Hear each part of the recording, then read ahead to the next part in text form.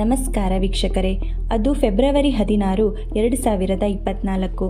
ಪಶ್ಚಿಮ ಬಂಗಾಳದ ಹೂಗ್ಲಿ ಅನ್ನೋ ಜಾಗದಲ್ಲಿರೋ ಒಂದು ಹಾಸ್ಪಿಟಲ್ಗೆ ಎಮರ್ಜೆನ್ಸಿ ಫೋನ್ ಕಾಲ್ ಬರುತ್ತೆ. ಆ ಕಡೆಯಿಂದ ಒಬ್ಬ ಮಹಿಳೆ ತುಂಬ ಗಾಬರಿಯಿಂದ ಮಾತಾಡ್ತಾ, ನನ್ನ ಮಗನಿಗೆ ಹುಷಾರಿಲ್ಲ, ಕಂಡೀಷನ್ ತುಂಬ ಸೀರಿಯಸ್ ಆಗಿದೆ, ಪ್ಲೀಸ್ ಬೇಗ ಆಂಬ್ಯುಲೆನ್ಸ್ ಕಳಿಸಿ ಅಂತ ಕೇಳ್ಕೊತಾರೆ. ಕೆಲವೇ ನಿಮಿಷಗಳಲ್ಲಿ ಆಂಬ್ಯುಲೆನ್ಸ್ ಅವರ ಮನೆ ತಲುಪುತ್ತೆ. ಆದರೆ ಅಲ್ಲಿ ಹೋಗಿ ಆ ಹುಡುಗನನ್ನು ನೋಡಿದ ಆಂಬ್ಯುಲೆನ್ಸ್ ಸ್ಟಾಫ್ ಶಾಕ್ನಿಂದ ಹೌಹಾರಿ ಹೋಗ್ತಾರೆ. ಯಾಕಂದರೆ ಅಲ್ಲಿ ಕಂಡ ದೃಶ್ಯ ಅಷ್ಟು ಭಯಾನಕವಾಗಿತ್ತು. ಆ 10 ವರ್ಷದ ಪುಟ್ಟ ಹುಡುಗನನ್ನು ಯಾರೋ ಕಿರಾತಕರು ಬರ್ಬರವಾಗಿ ಕೊಚ್ಚಿ ಕೊಲೆ ಮಾಡಿದ್ರು. ಮೈಯೆಲ್ಲ ಗಾಯಗಳಾಗಿ ರಕ್ತಸಿಕ್ತವಾಗಿ ಬಿದ್ದಿದ್ದ. ಅವನನ್ನು ನೋಡಿದ ತಕ್ಷಣವೇ ಅವನು ಸತ್ತಿದ್ದಾನೆ ಅಂತ ಗೊತ್ತಾಗುತ್ತಿದ್ದರೂ ರೂಲ್ಸ್ ಪ್ರಕಾರ ವೈದ್ಯರೇ ಘೋಷಣೆ ಮಾಡಬೇಕಲ್ಲ. ಹಾಗಾಗಿ ತಕ್ಷಣ ಪೊಲೀಸರಿಗೆ ಇನ್ಫಾರ್ಮ್ ಮಾಡಿ ಆ ಹುಡುಗನ ಬಾಡಿಯನ್ನು ಹಾಸ್ಪಿಟಲ್ಗೆ ತೆಗೆದುಕೊಂಡು ಹೋಗ್ತಾರೆ. ಹಾಸ್ಪಿಟಲ್ನಲ್ಲಿ ಡಾಕ್ಟರ್ಸ್ ಚೆಕ್ ಮಾಡಿ ಆ ಮಗು ಆಗಲೇ ಸತ್ತೋಗಿದೆ ಅಂತ ಕನ್ಫರ್ಮ್ ಮಾಡ್ತಾರೆ. ಇದನ್ನು ಕೇಳಿ ಪೋಷಕರು ಅಲ್ಲಿಯೇ ಅಳೋಕೆ ಶುರು ಮಾಡ್ತಾರೆ. ವಿಷಯ ತಿಳಿದ ಪೊಲೀಸರು ನೇರವಾಗಿ ಹಾಸ್ಪಿಟಲ್ಗೆ ಬಂದು ಡೆಡ್ ಬಾಡಿಯನ್ನು ನೋಡ್ತಾರೆ. ಎಷ್ಟೋ ಕೇಸುಗಳನ್ನು ನೋಡಿದ್ದ ಪೊಲೀಸರಿಗೆ ಆ ಹುಡುಗನ ಡೆಡ್ ಬಾಡಿಯನ್ನು ನೋಡಿದಾಗ ಇದು ಅದೆಷ್ಟು ಕ್ರೂರವಾದ ಕೊಲೆ ಅಂತ ಅರ್ಥವಾಗುತ್ತೆ. ತಕ್ಷಣ ಆಟೋಪ್ಸಿ ರಿಪೋರ್ಟ್ ರೆಡಿ ಮಾಡೋಕೆ ಹೇಳಿ ಫಾರೆನ್ಸಿಕ್ ಟೀಮನ್ನು ಕ್ರೈಮ್ ಸೀನ್ಗೆ ಕಳಿಸ್ತಾರೆ. ಆದರೆ ಪೊಲೀಸರು ಆ ಮನೆಗೆ ಹೋಗಿ ತನಿಖೆ ಮಾಡಿದರೆ ಅಲ್ಲಿ ಕೊಲೆ ನಡೆದಿದ್ದಕ್ಕೆ ಒಂದು ಸಣ್ಣ ಎವಿಡೆನ್ಸ್ ಕೂಡ ಸಿಗಲ್ಲ. ಪೊಲೀಸರು ಫುಲ್ ಕನ್ಫ್ಯೂಸ್ ಆಗ್ತಾರೆ. ಇಲ್ಲಿ ರಕ್ತದ ಕಲೆಗಳೇ ಇಲ್ಲವಲ್ಲ, ಬಹುಶಃ ಮಗುವನ್ನು ಬೇರೆ ಎಲ್ಲೋ ಕೊಂದು ಇಲ್ಲಿ ತಂದು ಹಾಕಿದ್ದಾರಾ? ಪೋಷಕರ ಮೇಲೆ ಸೇಡು ತೀರಿಸಿಕೊಳ್ಳೋಕೆ ಯಾರಾದರೂ ಈ ಕೆಲಸ ಮಾಡಿದ್ದಾರಾ ಅಂತ ಬೇರೆ ಬೇರೆ ಆ್ಯಂಗಲ್ನಲ್ಲಿ ಯೋಚನೆ ಮಾಡೋಕೆ ಶುರು ಮಾಡ್ತಾರೆ. 10 ವರ್ಷದ ಅಮಾಯಕ ಮಗುವನ್ನು ಅಷ್ಟು ಕ್ರೂರವಾಗಿ ಕೊಲ್ಲೋಕೆ ಕಾರಣವೇನು? ಕೊಂದವರು ಯಾರು? ಈ ಕೇಸ್ನ ಪೊಲೀಸರು ಹೇಗೆ ಸಾಲ್ವ್ ಮಾಡಿದ್ರು? ಇಡೀ ಪಶ್ಚಿಮ ಬಂಗಾಳವನ್ನೇ ಬೆಚ್ಚಿ ಬೀಳಿಸಿದ ಈ ಕೇಸ್ ಬಗ್ಗೆ ಇವತ್ತಿನ ವಿಡಿಯೋದಲ್ಲಿ ನಾವು ತಿಳಿದುಕೊಳ್ಳೋಣ. ನೀವು ಇನ್ನೂ ನನ್ನ ಚಾನಲ್ಗೆ ಸಬ್ಸ್ಕ್ರೈಬ್ ಮಾಡಿಲ್ಲ ಎಂದರೆ ದಯವಿಟ್ಟು ಸಬ್ಸ್ಕ್ರೈಬ್ ಮಾಡಿ. ಬನ್ನಿ ವಿಡಿಯೋ ಒಳಗಡೆ ಹೋಗೋಣ. ಈಗ ಪೊಲೀಸರು ಕ್ರೈಮ್ ಸೀನ್ ಇನ್ವೆಸ್ಟಿಗೇಟ್ ಮಾಡ್ತಿದ್ದಾರೆ. ಆದರೆ ಅಲ್ಲಿ ಕೊಲೆಯಾದ ಹುಡುಗ ಪ್ರಾಣ ಉಳಿಸಿಕೊಳ್ಳೋಕೆ ಹೋರಾಡಿದ ಸಣ್ಣ ಕ್ಲೂ ಕೂಡ ಇಲ್ಲ. ಆಯುಧಗಳಿಲ್ಲ, ರಕ್ತದ ಕಲೆಗಳಿಲ್ಲ.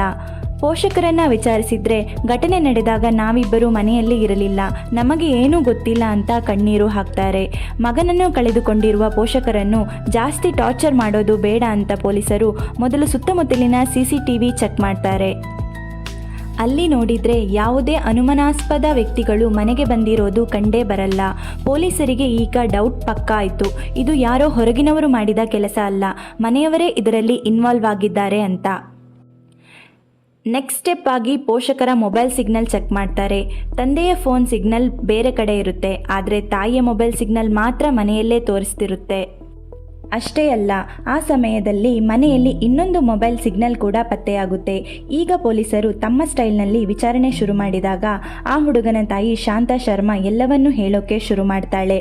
ಆಕೆಯ ಕನ್ಫೆಷನ್ ಎಂಥವರನ್ನು ನಡುಗಿಸುವಂತಿತ್ತು.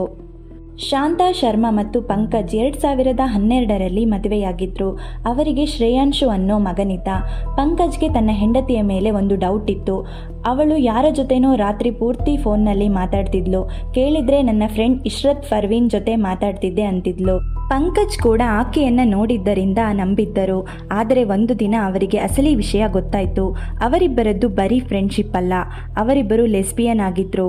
ಮದುವೆ ಆದ ಮೇಲೂ ಅವರ ಈ ಅಫೇರ್ ನಡೀತಾ ಇತ್ತು. ಪಂಕಜ್ ವಿಷಯ ಗೊತ್ತಾದರೂ ಸಮಾಜದಲ್ಲಿ ಮರ್ಯಾದೆ ಹೋಗುತ್ತೆ, ಮಗನ ಲೈಫ್ ಹಾಳಾಗುತ್ತೆ ಅಂತ ಸುಮ್ಮನಿದ್ದರು. ಆದರೆ ಇದೇ ಅವರ ಮಗನ ಜೀವನಕ್ಕೆ ಸಂಚಕಾರ ತರುತ್ತೆ ಅಂತ ಅವರು ಅಂದುಕೊಂಡಿರಲಿಲ್ಲ. ಆದರೆ ಆ ದಿನ ಶ್ರೇಯಾಂಶು ಸ್ಕೂಲ್ನಿಂದ ಬೇಗ ಮನೆಗೆ ಬಂದು ಬಿಟ್ಟಿದ್ದೆ ಆತನ ಪಾಲಿಗೆ ಮೃತ್ಯು ಆಯಿತು. ಮಗು ಮನೆಯೊಳಗೆ ಬಂದಾಗ ತನ್ನ ತಾಯಿ ಮತ್ತು ಆಕೆಯ ಗೆಳತಿ ಮಾಡಬಾರದನ್ನ ಮಾಡ್ತಿರೋದನ್ನ ಕಣ್ಣಾರೆ ನೋಡ್ಬಿಡ್ತಾನೆ. 10 ವರ್ಷದ ಆ ಪುಟ್ಟ ಮಗುವಿಗೆ ಅದು ಏನು ಅಂತ ಪೂರ್ತಿ ಅರ್ಥವಾಗದಿದ್ದರೂ ಅದು ತಪ್ಪು ಅಂತ ಗೊತ್ತಾಗುತ್ತೆ.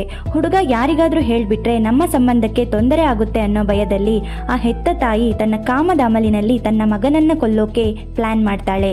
ಫೆಬ್ರವರಿ 16ರಂದು ಮಗನನ್ನು ಸ್ಕೂಲ್ಗೆ ಕಳಿಸದೆ ಆಟವಾಡಲು ಹೇಳಿ ಪರ್ವೀನ್ನನ್ನ ಮನೆಗೆ ಕರೆಸಿಕೊಳ್ತಾಳೆ.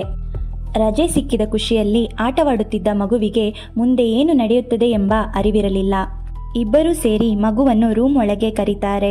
ಅಲ್ಲೇ ಇದ್ದ ಕಬ್ಬಿಣದ ರಾಡ್ನಿಂದ ಅವನ ತಲೆಗೆ ಬಲವಾಗಿ ಹೊಡಿತಾರೆ.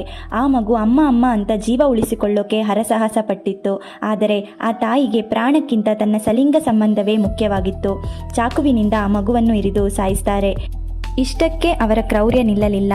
ಇದು ಯಾವುದೋ ಹಳೆಯ ದ್ವೇಷದ ಕೊಲೆ ಅಂತ ಬಿಂಬಿಸೋಕೆ ಆ ಮಗುವಿನ 2 ಕೈಗಳನ್ನು ಕತ್ತರಿಸಿ ಎಸಿತಾರೆ.